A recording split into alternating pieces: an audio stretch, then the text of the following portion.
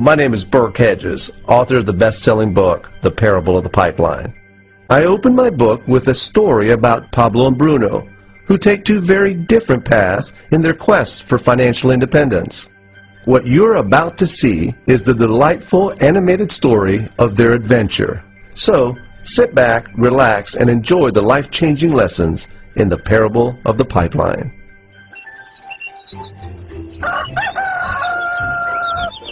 Far away, in a small village, near a beautiful valley, lived two friends, Pablo and Bruno. They were both young and dreamed of a better life for themselves. They'd often discuss their dreams about how they would become the most successful men in the village.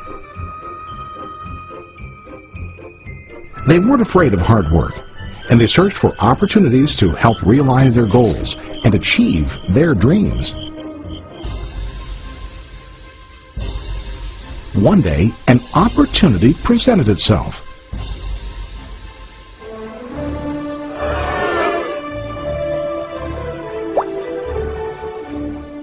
The mayor of the village decided to hire two people to bring water from a spring up on the mountain, across the valley, back down to the village.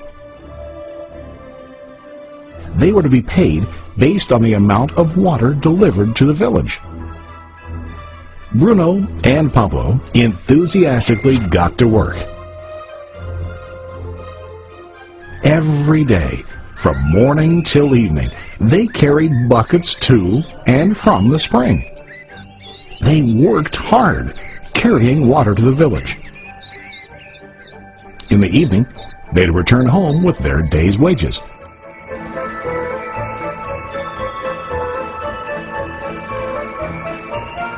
Bruno was satisfied with his work and the money he earned.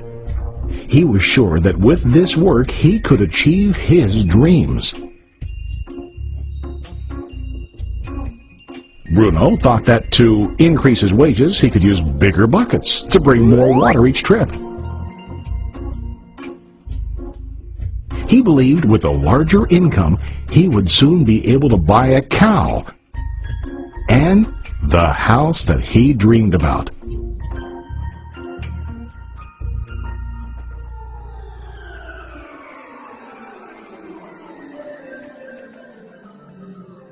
Now Pablo was not satisfied.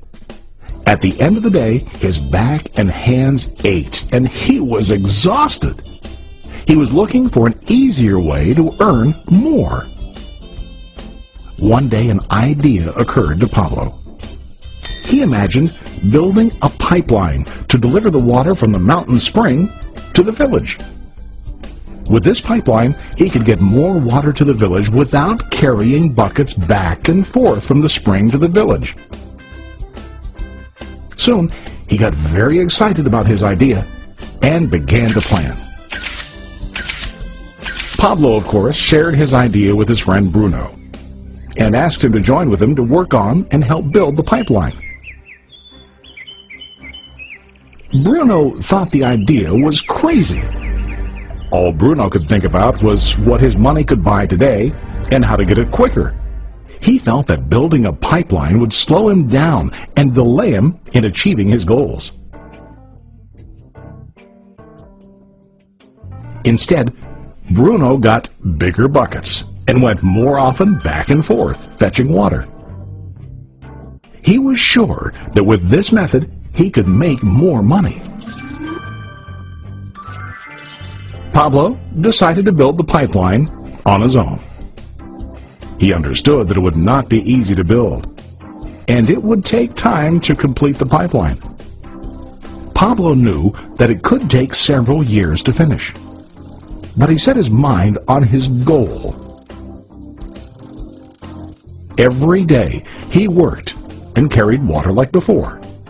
But on weekends and during his spare time, he worked hard to dig in the rocky soil and build his pipeline. In the first month, there was little to show for his work.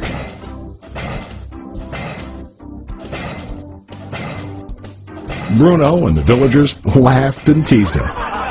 They called him Pablo the Pipeline Man. During this time, Bruno's income doubled. He already bought a cow and a bigger house. His lifestyle changed. He now spent time after work in the bar, enjoying his hard-earned wages from delivering water.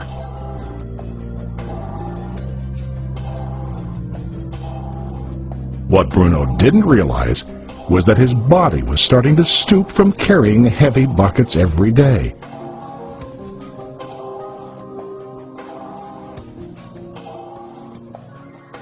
His face looked worn and his body tired.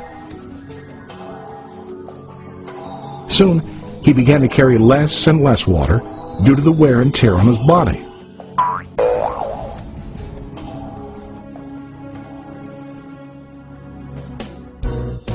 Month after month, Pablo worked. Soon a year passed, and then a second year. Finally, Pablo finished his pipeline. He now used his pipeline to deliver water to the village instead of carrying buckets. Pablo was now earning more money than ever before. The water continued flowing to the village, while Pablo wasn't working. While he slept and ate, the water flowed. Pablo was happy and proud of his insight, persistence, and hard work.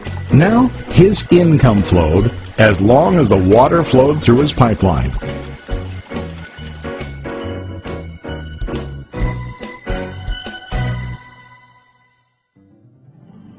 The story of Bruno and Pablo is a reflection of life.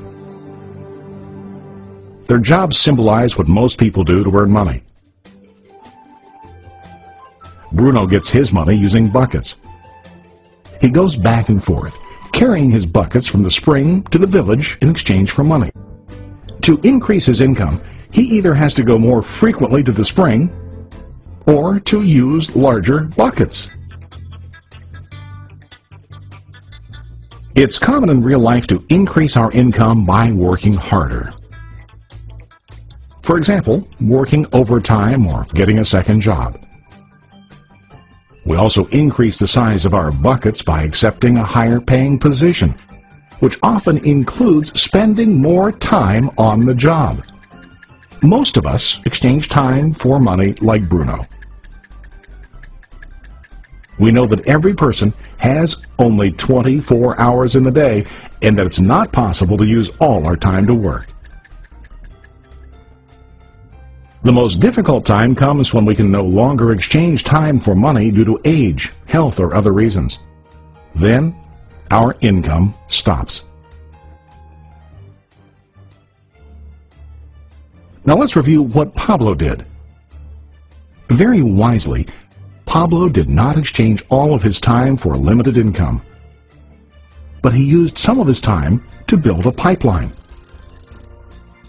He knew that the pipeline would bring ongoing income as long as the water flowed.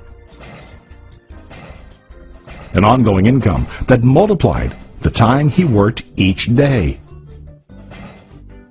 Pablo knew that someday, maybe because of age or health, he would no longer be able to exchange his available time for money.